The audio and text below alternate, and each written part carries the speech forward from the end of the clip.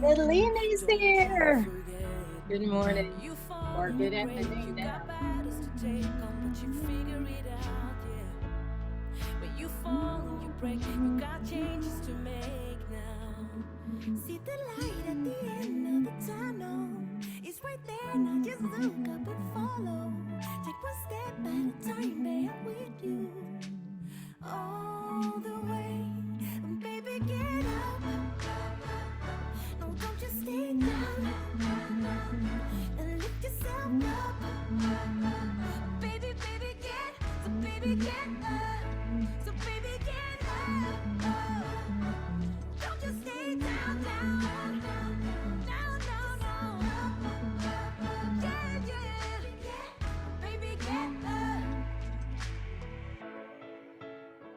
All righty.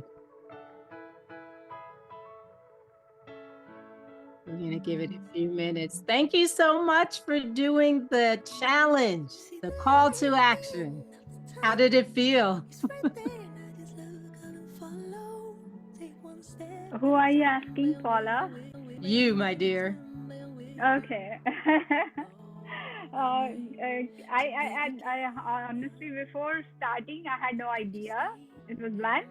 And then when I started doing it, because you asked us to go on Google and search for images, first it was questionable. Like, do I get the pictures of people with their faces clearly visible, or their faces should be hidden?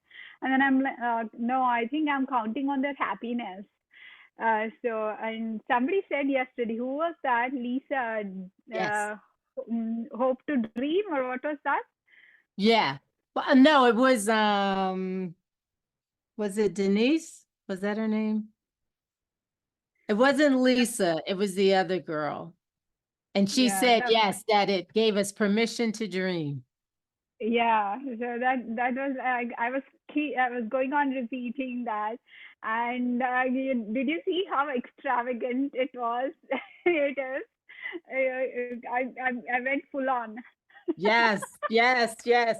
No, that was good. And I'm going to encourage you to go back. I feel like I'm screaming. I'm going to encourage you to go back and keep refining it. There will be more information and some other things to think about as we go through this week. But I'm just excited. I love doing this. I love I'm it. obviously not getting paid to do this. I'm just passionate about singles and finding that journey, finding that journey to love. Good morning. We have Ella here and Caitlin here. Welcome, welcome. Where are you all joining us from? Caitlin, where are you joining us from? Let's see. You can, oh, there you go. Well, welcome. If you guys get a chance, we'd love to hear where you're coming from. I'm in the state of New York, upstate New York. So you guys can drop it in the chat. And we're just grateful for you all joining us on this morning. I'm so glad I have what we refer to as one of our wing women, our support sisters here. And Judy is serving in that capacity today. I'm so grateful that she's here with me to assist in letting folks in and doing all the stuff. So let's do a quick review from yesterday. First of all, are there any questions from yesterday? Anything that came up as you were working on your vision boards or as you were looking at your sisters in the private group? Any feedback, any questions? Yes, Nalini. So as I was saying, when I was making the vision board, I was wondering if we should put the pictures of other people with their faces in them, because this is a future event for us. Naturally, we do not have them yet. So is it okay to put the pictures It of is. those people with their faces, or just hidden faces, or It's shadows? definitely okay to do the faces if you want. You can cut your picture and put it over top of somebody's body. That's one way you can do it. But you're trying to capture the emotion that you want to feel, I love Lisa's. It looks like Miss Lisa loves water. She has a lot of sunsets, and look at her backdrop now. She loves to be around water. So I'm assuming her honeymoon will be on a beach someplace. I love it. But I think it's a really, really great exercise. And throughout the week, I'm going to encourage you to go back and to refine it. For those of you that are just coming on, I hope you will please come on with your camera. It helps to build a sense of community, and hope that you will feel comfortable enough to show your face. So let's get started. Anybody else want to say anything before I go further? So quick recap of yesterday. On yesterday, we used the analogy of a roadmap to use as a guide for this journey to love. And for each of those words, we shared an acronym. Let me see if I can share my screen here. And in this acronym, we were able to describe, let's see. Give me 1 second. Trying to change screens here. We were able to describe the basically the journey of love. Does anybody have their notes from yesterday and remember what roadmap stood for?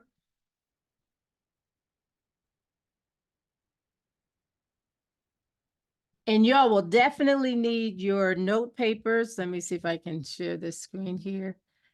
Here's some scriptures that you might want to jot down as well.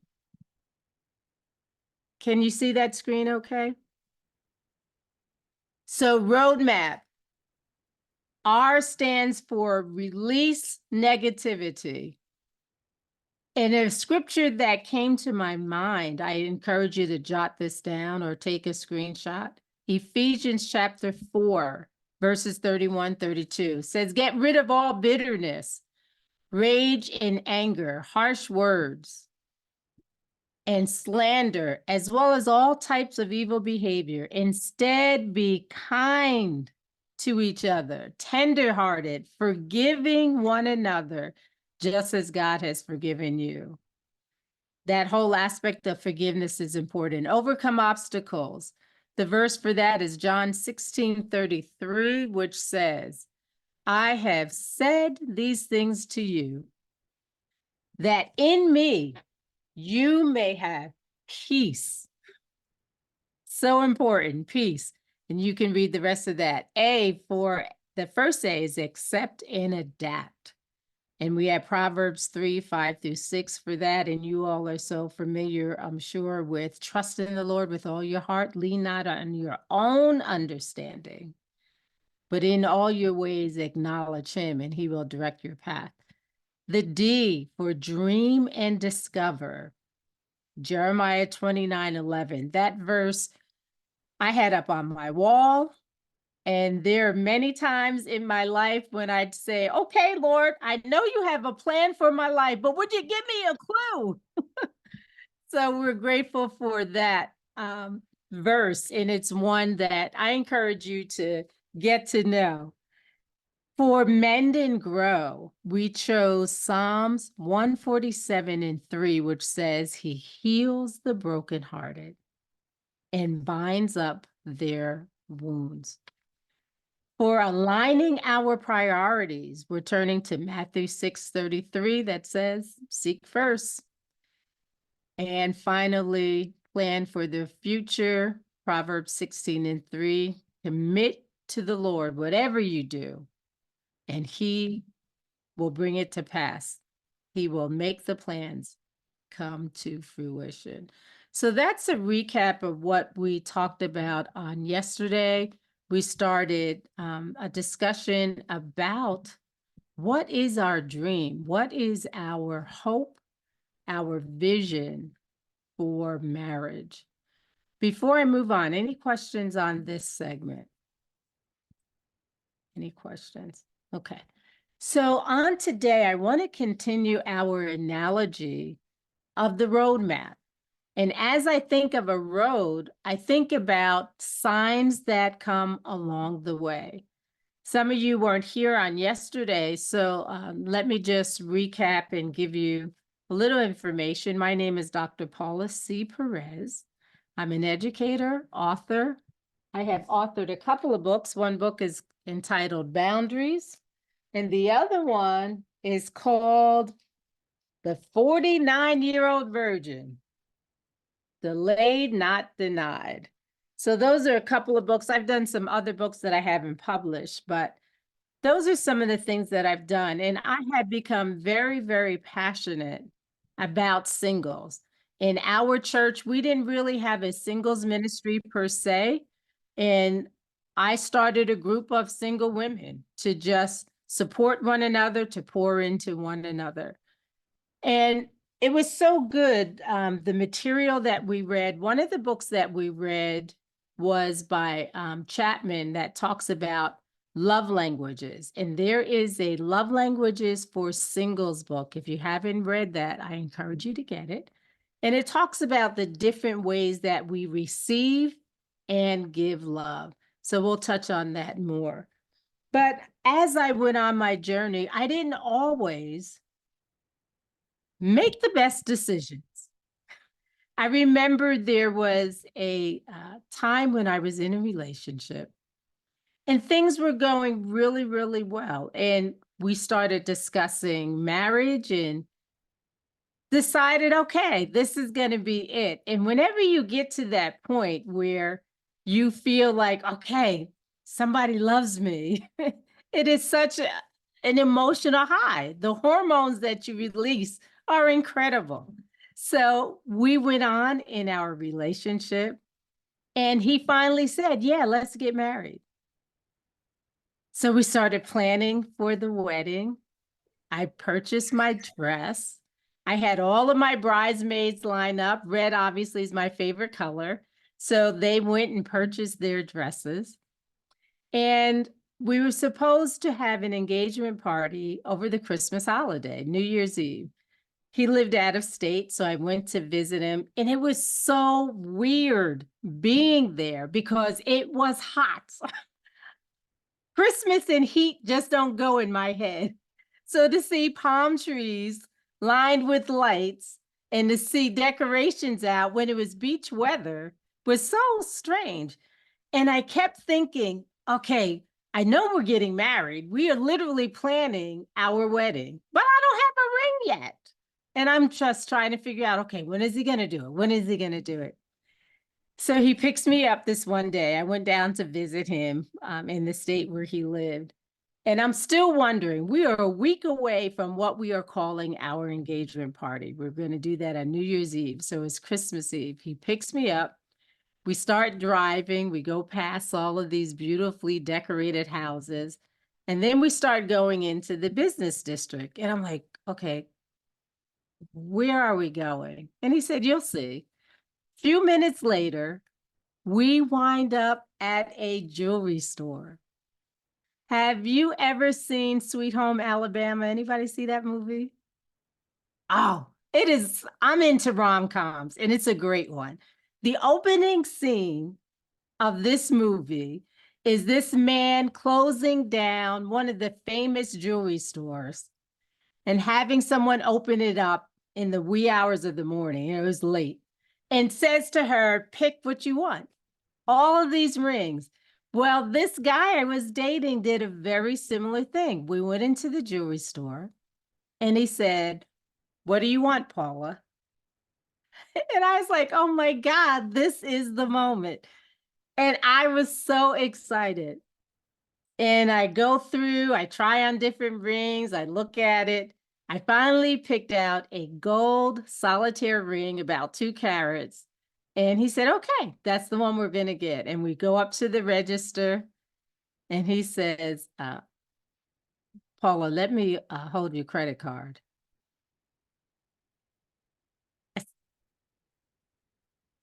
In my head, alarms are going off. It's like, what did he say? And he must have saw the expression on my face. And he said, oh, You don't have to worry about it. My mom has access to my money right now, so, and I'll take care of the payments. Just let me hold your credit card. Warning, warning, warning, going off. But I dutifully took out the card and handed it to him and bought my own engagement ring. All kinds of things going off.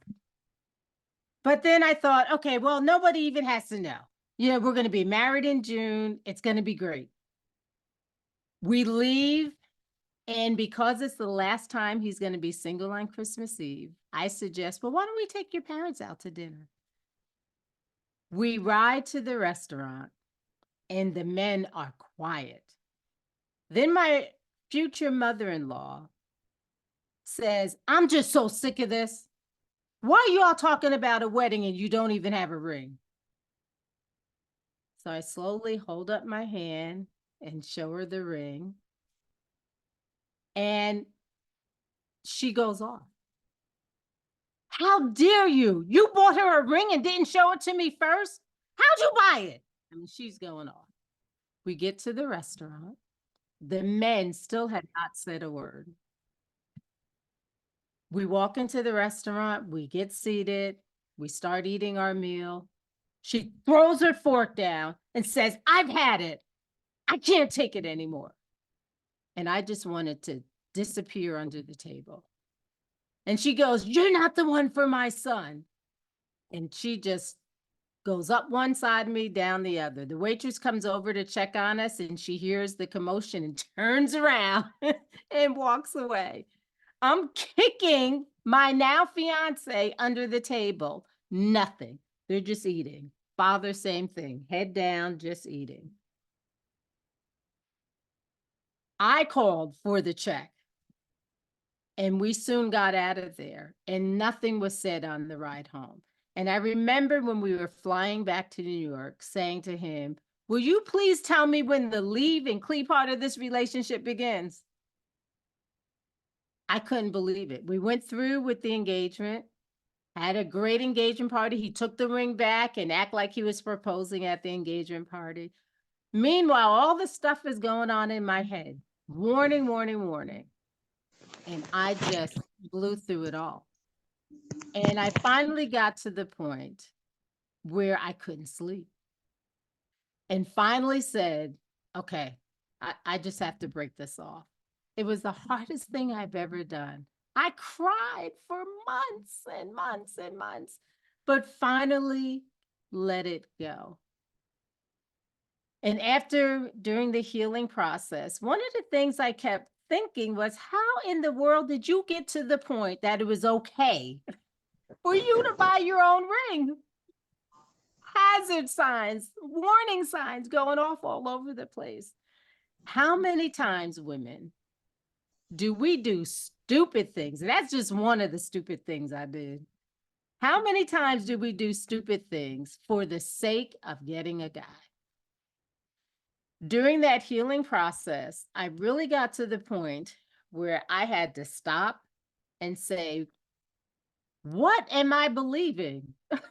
What am I holding on to that, first of all, allows a guy to treat me like that? What man allows his mother to go off like that and not defend her? I knew that wasn't the one for me. Wasted a whole lot of time and money with this guy. The blessing is I was able to send the ring back to the jewelry store. They did give me my money back. Thank you, Jesus. That's the only good part that came out. But I woke up and realized we need to be whole so that we don't make foolish mistakes like this. So one of the things that I started dealing with is, what did I believe about myself? What was my foundation? What was I holding on to that allowed me to let a guy do that? And there's 3 core lies that I think we build our lives on. The first core lie is this: we believe that our worth and our value is based on our performance. If we act the right way, if we follow all the rules, if we say it the right way, if we are submissive in the right way. And let me say, the submission is for our husbands. I think some men feel that every woman should be submissive to them. I don't believe that. I do not believe that. But one lie that we tell ourselves is that of performance. Another lie is that we have to please other people. How might that show up? Drop it in the chat. How might trying to please somebody show up in our relationships? If we are built on a foundation of, I got to make them happy, I've got to please them, I've got to make sure they're good, how can that impact our relationships?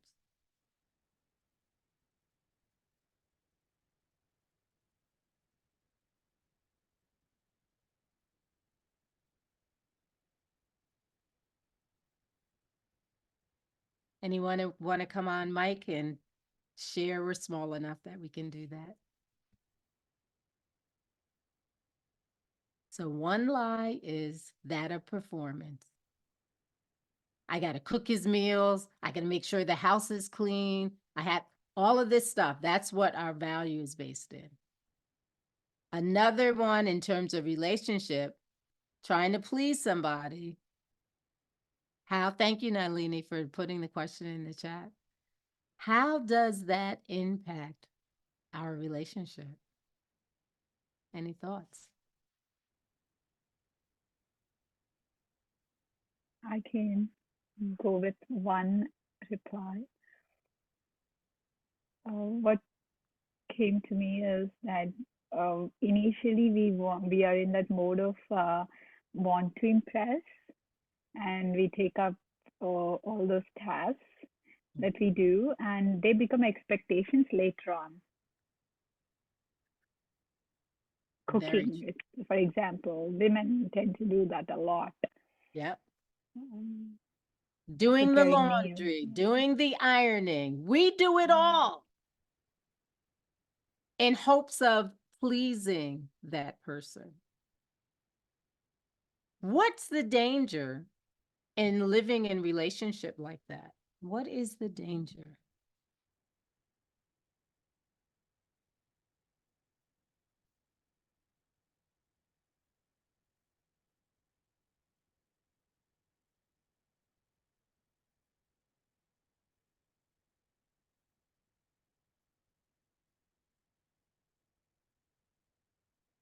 The danger is that they will always expect it and not feel they have to help. Thank you for saying that. That was dropped in the chat. I totally agree. And we begin to resent them because it's not something that we love doing. We're doing it because we think we have to do it. Rather than having a discussion about, okay, what are our expectations? In some households, the husband does the cooking. In some households, the husband does the cleaning and the wife goes out to work. So these are all the things that as you're visioning your marriage relationship, that you want to be able to discuss and bring to the forefront. One of the dangers I have seen in so many relationships, and my husband's a pastor, we counsel with couples. And one of the biggest issues is that their expectations aren't aligned. In one household, the dad always filled up the cars with gas. In another one, if you drive in a car, you better gas it up. How am I supposed to know when your car is empty? All of these little things become issues. How are you going to raise the children? Do you want them to go to church? Do you not want them to go to church? Do you want them? Do they believe the same thing that you do? Do they have different feelings regarding education? All of those types of things. Somebody put in the chat, communication of expectations is vital. I totally agree. And it is so important that we remember to rely on that skill of communication to really articulate what it is we want and what we don't want. We're allowed to say what we don't want. Think about that. So let me, I'm trying to share another page with you. Give me 1 second. So just think about, in terms of just those 2 lies, we'll go to the third one in a second. The lie of performance, having to perform to find our value. The other one is the lie of pleasing the other person. And the third lie is that of control. We feel we have to control situations. And many times that can look very manipulative in our relationships. We try to orchestrate things so that they come out the way we want them to come out. And many times we crave that control because someplace in our childhood, we've suffered trauma. We've been abused, we've been neglected. And when we can control our environment, when we can control our surroundings, when we can control the people in our space, it helps us to feel safe. But can you see how that can destroy a relationship very easily? But there's a remedy to all of it. And the remedy is to know who you are, and more importantly, whose you are. That you are enough. Because of Jesus, you are enough. What he did for us, we are enough. And that is something that I had to get to the realization that I was very much, I think my biggest lie is the pleasing aspect. I need that affirmation. I want people to feel, oh, she's smart, or she's a nice person, or she's a good person. Because it really, it makes me feel like, okay, you are worthy, Paula. You are worthy. So for me to pay for my own ring, well, that's what he wanted me to do. I didn't want him to be upset with me, so I give up the credit card. It is so important that we become whole and that we deal with those childhood issues. On yesterday, I shared with you one of the experiences as a child at 4 years old was hearing a teacher, a kindergarten teacher, saying to me, "Are you stupid or something?" Those things impact us, and they will play out even in our relationships with the opposite sex. So I'm going to give you just a few seconds to go into a breakout and just talk with one other person about this topic of buying into the lie, building our life on trying to please somebody, building our life on trying to control this situation, or building our life on performance, doing the right thing all the time. And I know a lot of church people have the issue of, you got to do this, you got to do that, you got to do this, or you're not whatever. And it's important that we try to get over that. So let me, we're hoping that those of you that are not on camera will participate. And we're just going to go in for 2 minutes. It's going to be really quick, share, and then I'm going to bring you back. Okay, here we go. You might have to click join the room.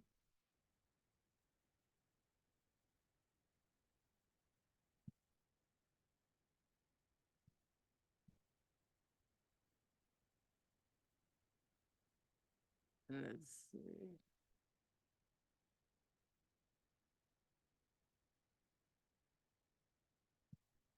Okay, Miss Bernita, you guys, you click on that, join the room, please, so you can go into the room with someone.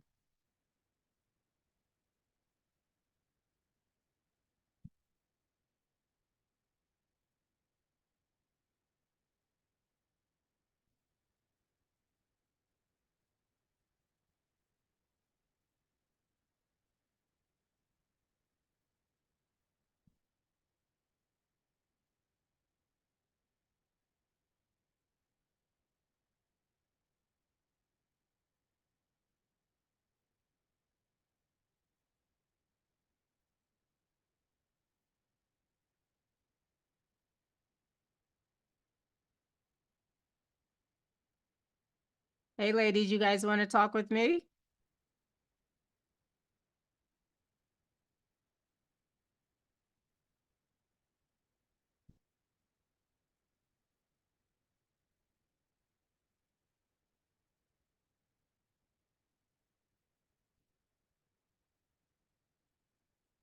Sister Benita, hi.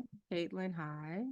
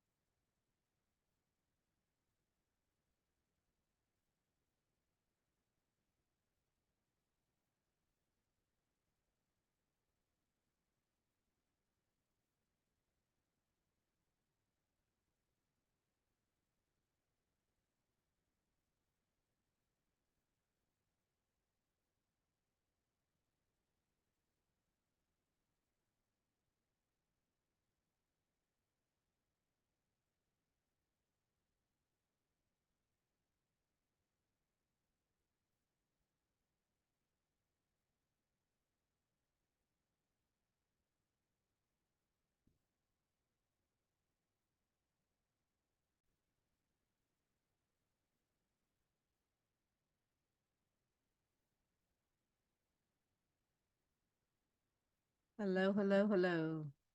They're coming back.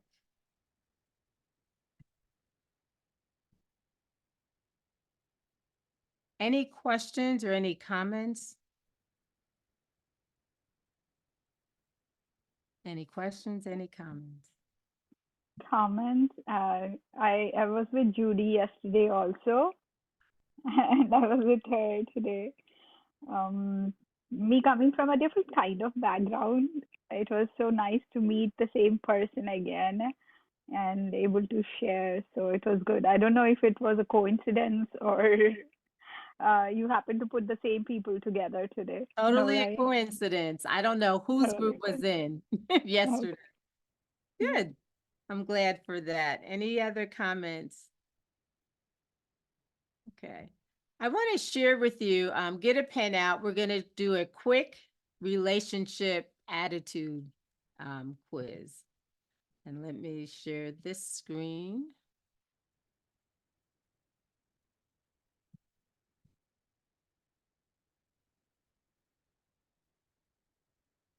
So whatever your gut reaction, don't think too hard about these. Just go in and check it. This is one of the pages that's in the workbook.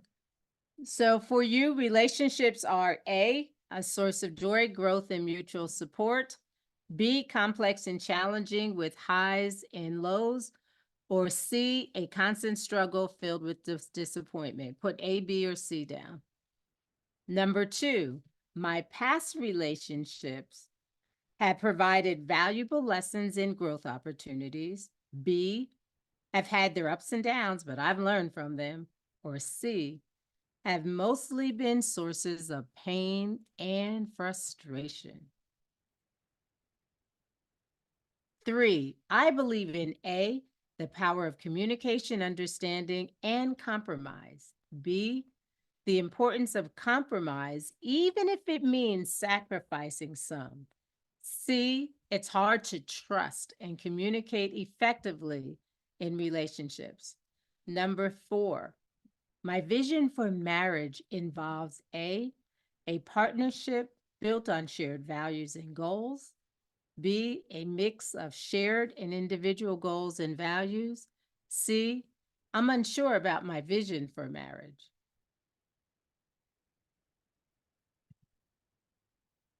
Number 5, I prioritize self-love and self-care. A, always, it's crucial part of my routine. B, sometimes, but I could do better. C, rarely, if at all.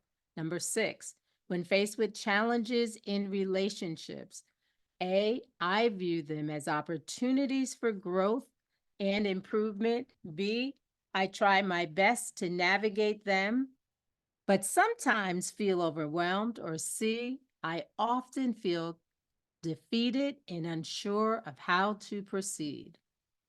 Number 7, my relationship with myself is A, positive, nurturing, and filled with self-compassion. B, good, but there's room for improvement. C, strained and lacking of self-love. Or 8, I believe in settling and respecting boundaries. A, absolutely, it's crucial for healthy relationships. B, yes, but it can be challenging to enforce them consistently. Or C, not really. I struggle with setting and maintaining boundaries. So if you have mostly A's, look at the number of A's you have. If you have mostly A's, you have a pretty positive and growth-oriented mindset towards relationships. If it's mostly B's, your mindset is open, but there's room for improvement. And if it's C's, there might be some limiting beliefs that you need to address.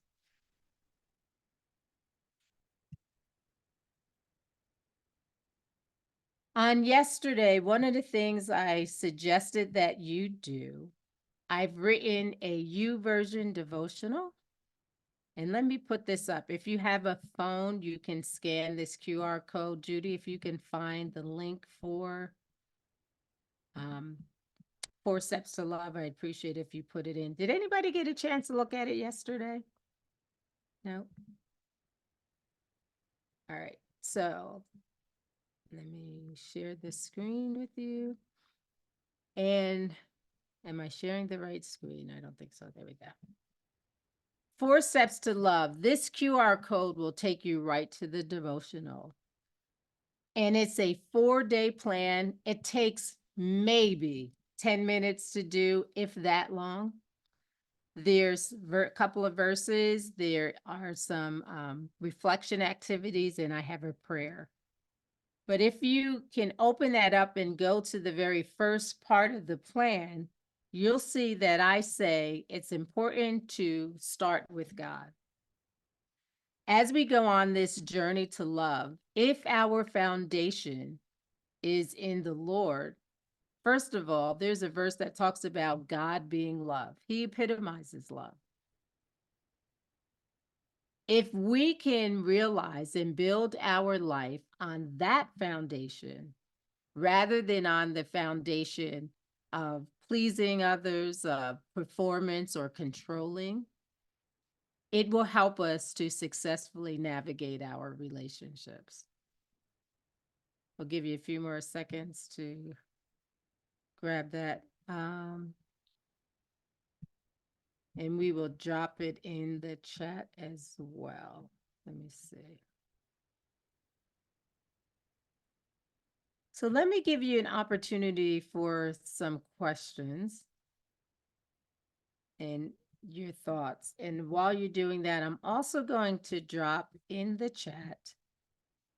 We have a private Facebook group, and if you have yet to join that, I encourage you to do it, because that's where we're posting our homework. So the Facebook group is called Single Saved Soul Sisters. And let me get the link for that.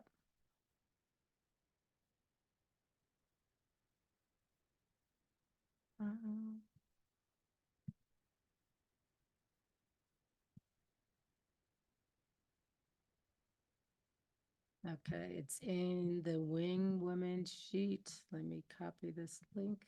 I got it. I dropped it. Thank you, ma'am. You're welcome. And then also we're going to drop the link for the YouTube devotional. Let me drop that as well. copy the link. I did it right above it. Ah, you're on top of Thank things. you. Thank you.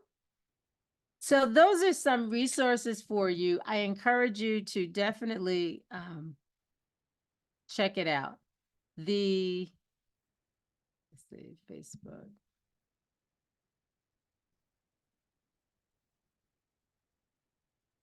Let me show you what it looks like.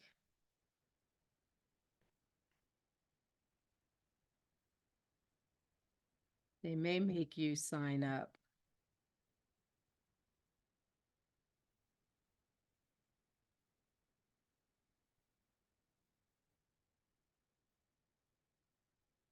But once you get in, give me a second, I'm trying to share the screen here.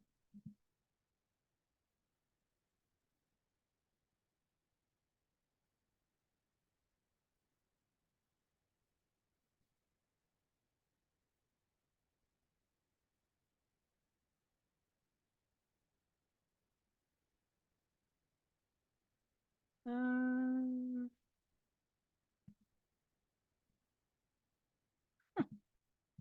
I'm not seeing the page. Let me see. There it is.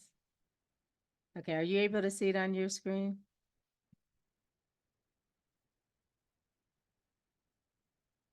Yes, we could see it.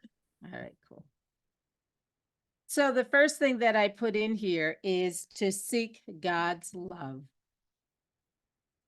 To seek God's love. And this is how short it is. It's very, very quick. So I encourage you to look at that on this evening. And what I'd also like you to do is post in the Facebook group. And let me pull up.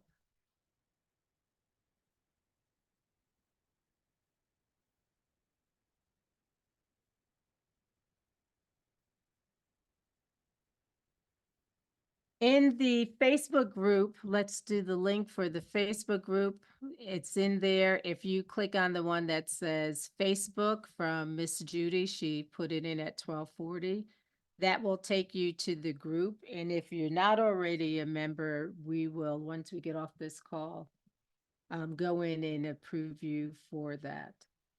But one of the things that I want you to do is think about, again, on yesterday, we talked about our dream for our marriage, dream for what we want in terms of our love life.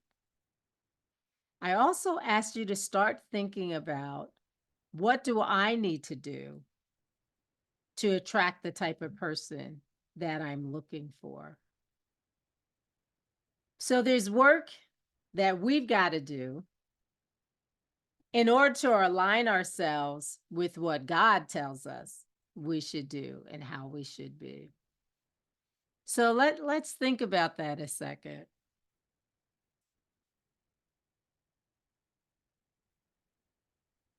Perhaps there are things in our past that we have messed up, we have failed at.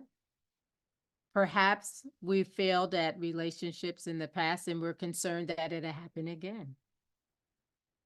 Part of the growth is learning from our mistakes. I have had so many stories. I remember being in a relationship with a guy. And when we first got together, I didn't realize his background. He said he was a believer in all of that. But he had grown up in a home where domestic violence was just routine. I went to visit his family, and whenever I went to guys' houses, I stayed someplace else or they stayed someplace else. But in this case, I stayed at his parents' house. And I really think they forgot I was in the house, because in the wee hour of the mornings, they were Hispanic.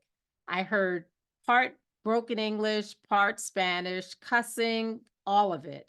And then I heard a big thud. And I was like, oh my God, he's throwing this woman around. And I just prayed, Lord, let me get through the night.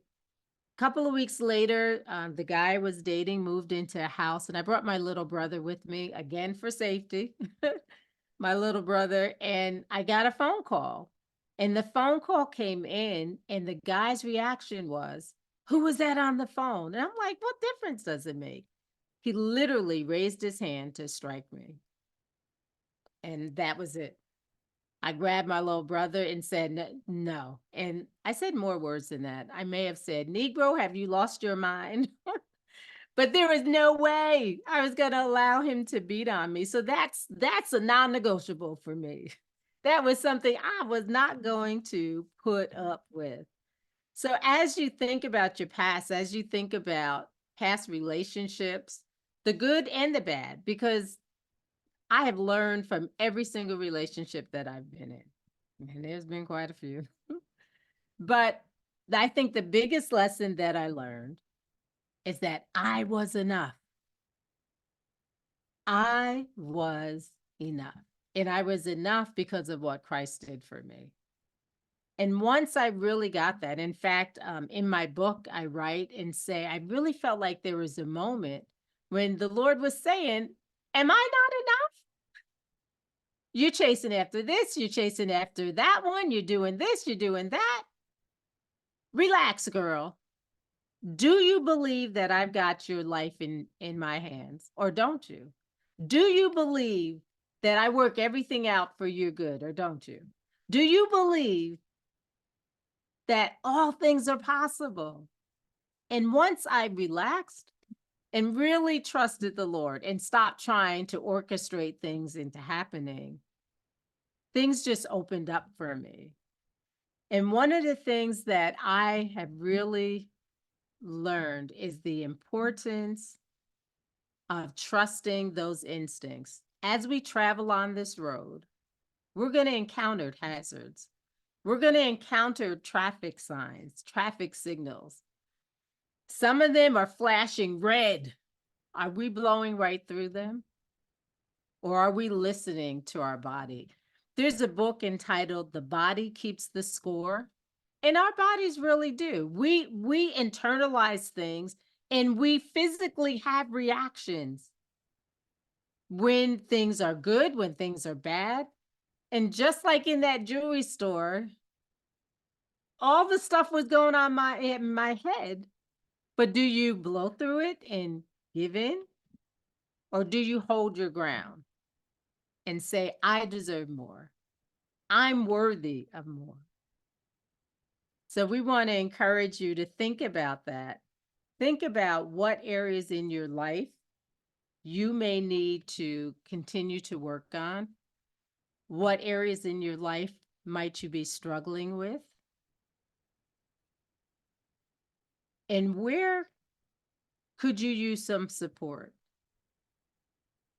In the second book that I wrote, the Boundaries book, Boundaries, I'm big on acronym. I'm an educator, I can't help it. So boundaries, one of the letters stands for accountability, the A in boundaries. Do we have accountability partners, someone that can walk alongside of us to bounce things off of, to check, to do a gut check with? If not, I encourage you to find, and perhaps you'll find somebody here that you can relate to. And I'm certainly willing to be that person that walks alongside you on your journey to love. So let me give you a space for questions or comments, reflections. What are the challenges?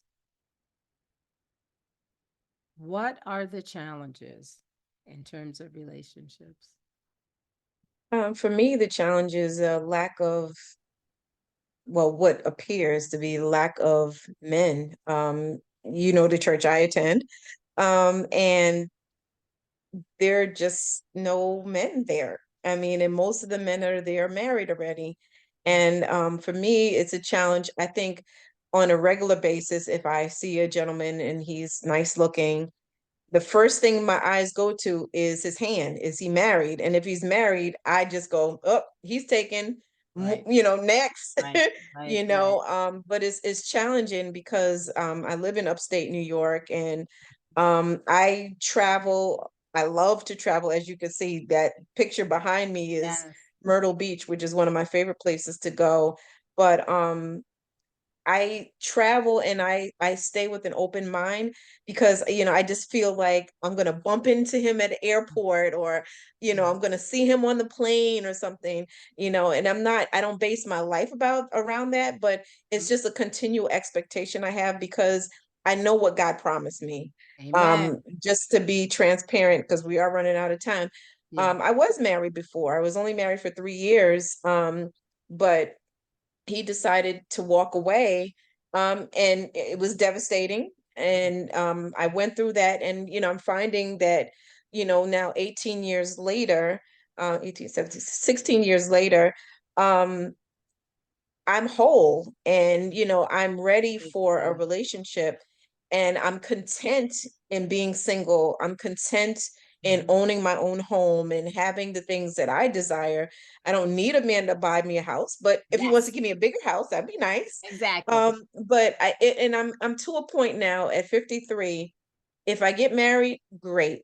If I don't get married, it's still great, and I'm okay with that. And I'm excited for the next journey of my life. And like I said, if I know the desires of my heart is to have companionship, as I put in my vision board. But in the meantime, I'm going to travel. I have a passport waiting to be stamped. I'm Yes. going to travel the world and enjoy my life. I'm not going to be sitting waiting for him, like the postman waiting for a check. I'm not going to be sitting around. He's going to have to catch me because I'm going to be on a Exactly. plane going somewhere. But I really enjoyed this, and I really thank you for even mentioning this, when we saw each other, Yes, and yes. just to be a part of it and meeting new people from backgrounds. I love diversity.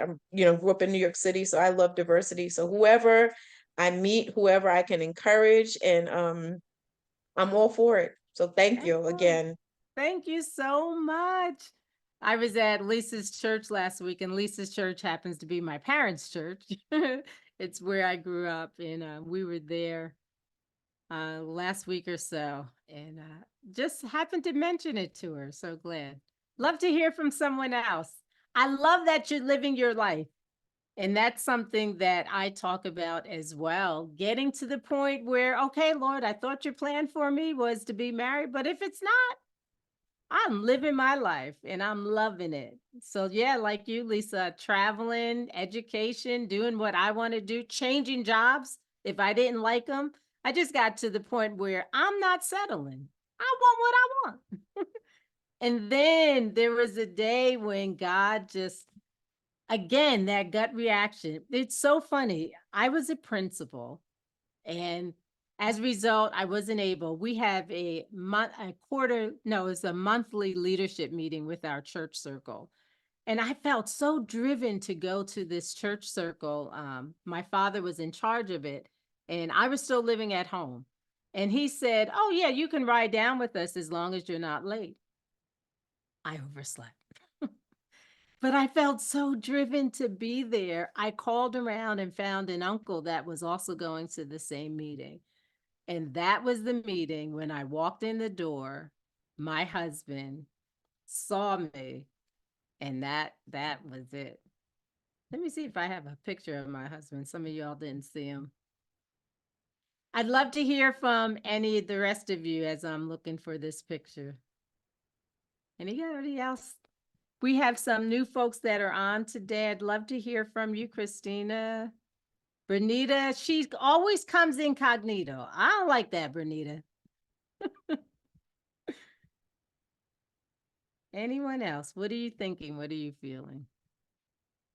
Hello, can you hear me? I can hear you. I'd like to see you though. Which one?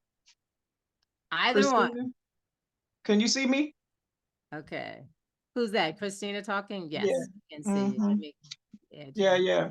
So, hello. I've been in breakout groups with Lisa like both days, and Oh, I admire her.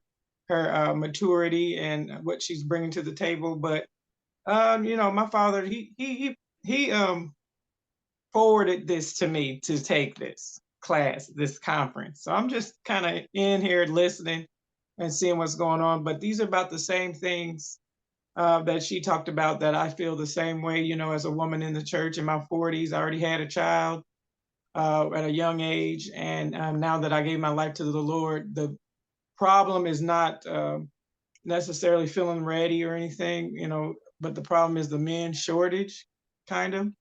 And also in apprehension of a real relationship when you've always been in, let's say, toxic type relationships or not serious relationships in your whole life. So me as a single person, and being able to compromise, share my space, be vulnerable, and these sort of things. So those are my fears and my challenges. I think I'm pretty easy to get along with and pretty open-minded, but you know, there are challenges, even though I was raised in a home with two parents, though that's important. And because I got to see an example of over 40 years of marriage, Yes. but to be actually put in there and actually do it is another thing. So Amen. I came on here. It's been interesting so far to do my little board and all that, and try to think, well, what do I really want? What am I really expecting? So I'm just here for the ride. I'm just listening and trying to take in what I can, Thank and you so looking much. forward. And I feel like you had an interesting story as well, because you know, you said 49-year-old virgin. I'm not a virgin, but I'm 42. But I'm a re-virgin, you know, dedicating yourself to Christ. Amen. You know, 5 Amen. New years, creatures. and Yes. you Praise know, God. so it's new. It's new trying to have a real relationship in this time where everything is so, like you were saying here, fake, building on a lie that the world portrays that relationships are, because in reality, it's sacrifice, it's love, but it's sacrifice, and it's a challenge, you know, Amen. and it's about holding on. I don't know. That's how I feel. Amen. Thank you so much for sharing. I really, really appreciate that. Mm. Anybody else want to share before I share our homework? You want other people to share, so I was. Sure. Shall I go ahead? Okay. Yes, go ahead, my dear. 3 reasons why I listed down 3 reasons why I want a companion in my life going forward. One is I talk a lot, as you can see. So yeah, I want to talk about so many different topics, and I want somebody who is like that as well. Who's interested in sharing, not like only one person speaking and the other person is just a dumb listener, quiet, silent listener. But I want to and fro interaction. I want for that reason. Second reason, I want to travel a lot, and I definitely want a companion. And third reason was I read a book by Oliver Burkeman, 4,000 weeks. 4,000 weeks. So if you calculate an average human's life is 80 years, then all we have is 4,000 weeks. All we have is 4,000 weeks, and I definitely lost half of it. And so rest of the 2,000 weeks or rest of the time, I do want to spend with someone who I'm longing for. They call it soulmate. So the soulmate would look like this. I have an idea. And one more thing I would like to add here, Lisa, I'm so inspired. I think I'm going to travel now. Now that you say. Earlier, I don't Exactly. know why I was holding back, thinking that I want to travel with someone. But no, I think we should travel. That gives us the feeling of I'm content. If I'm content, Yes, then who am I waiting for? So that was something I would exactly. like to share. Thank you so much, Nalini. Appreciate you. Let's just share our homework today, day 2. In the Facebook chat, please let me know which of the lies is most prone in your life. At sometimes I've experienced all 3, but which one is most prominent? And post that along with your major takeaway from today in the private Facebook group. And then remember to comment on the other women in the group and tag me. Put hashtag CTA2, hashtag the lie, and at Dr. Paula C. Perez. Any questions? Well, thank you. We are at 1 o'clock. I want to honor your time. We'll be back here tomorrow at 12 noon Eastern time, 9 a.m. California time. Y'all know the drill. So thank you so much. We'll see you all tomorrow. God bless. Bye.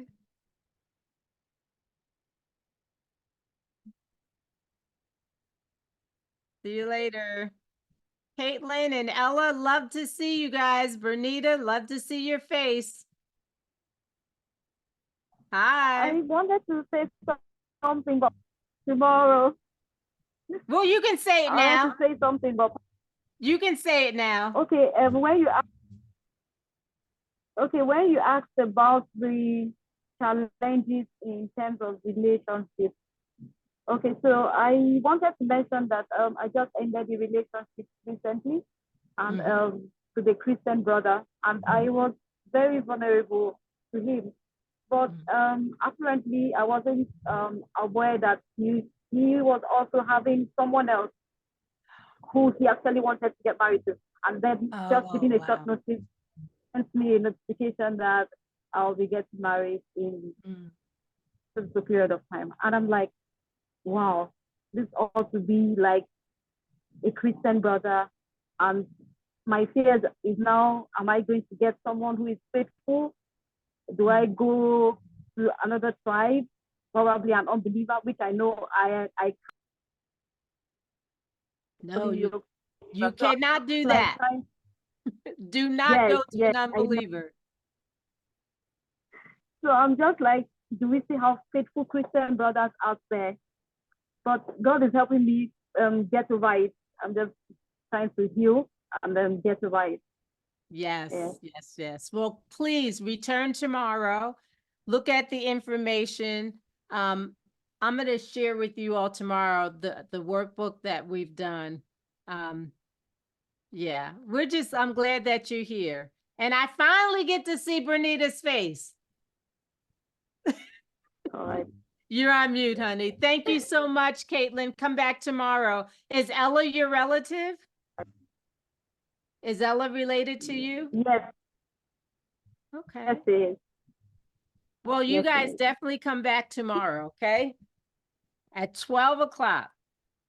So So, we Miss, will. Okay, Thank you. I'm in and out of my vehicle Oh, because okay. there's some things that I have to do. Got And you. so I'm about to park and get up and take care of some more business. Okay. Well, thank you for coming on camera. We will definitely see you tomorrow. And do your homework, y'all. Love to hear from you. So thanks again for coming. We will see God you bless. tomorrow at noon. God bless. Bye. God bless. Bye. Goodbye. Bye-bye.